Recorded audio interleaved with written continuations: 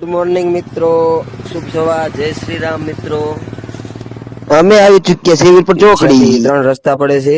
જે એક રસ્તો જઈ રહ્યો છે અમારા દાધોડિયા તરફ અને બીજો જઈ રહ્યો છે હળવદ તરફ, જે સરાથી જવાય છે અને ત્યાં આપણું એક કરિયર બનાવી શકીએ છીએ, જ્યાં સ્કૂલો પણ જાજી છે અને કોલેજો પણ છે.